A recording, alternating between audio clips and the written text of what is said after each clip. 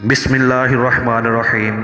ایک روایت میں ہے کہ ایک دن ابو جہل ایک یہودی کو اپنے ساتھ لے کر بوقت شب رسول خدا صلی اللہ علیہ وآلہ وسلم کے پاس آیا۔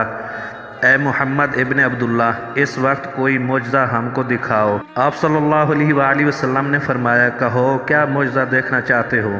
وہ یہودی ابو جہل سے بولا، محمد ابن عبداللہ تو سخت جادوگر ہے، اور جادو جو ہے وہ آسمان پر نہیں چلتا، چنانچہ ان سے کہو کہ چاند کو آسمان پر 2 ٹکڑے کر دیں، تب ہم کو معلوم ہو جائے گا کہ ان کے پاس جادو ہے یا معجزہ۔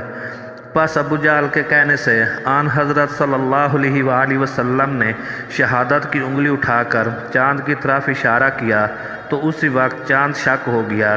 بحکم خداوند تعالی یعنی اس وقت 2 ٹکڑے ہو گئے، اور ایک ٹکڑا مشرق کو اور دوسرا مغرب کو چلا گیا۔ پھر یہ دیکھ کر ابو جہل بولا کہ آپ پھر دونوں ٹکڑوں کو ملا دیں، چنانچہ آپ نے اشارہ فرمایا تو وہ دونوں ٹکڑے آپس میں آ کر مل گئے۔ بس وہ یہودی تو ایمان لے آیا، اور ابو جہل کہنے لگا، محمد ابن عبداللہ نے ہماری آنکھیں جادو سے باندھ کر 2 ٹکڑے دکھائے ہیں۔ اب اس کی تحقیقات ان مسافروں سے کرنی چاہیے جو رات کو سفر میں تھے کہ فلاں تاریخ کو چاند کے 2 ٹکڑے ہوئے تھے، تم لوگوں نے دیکھا ہے یا نہیں؟ الغرض اس نے مسافروں سے پوچھا تو انہوں نے کہا، ہاں فلاں رات کو ہم نے چاند کو 2 ٹکڑے ہوتے دیکھا تھا۔ جب لوگوں نے یہ گواہی دی تب بھی ابو جہل ایمان نہ لایا۔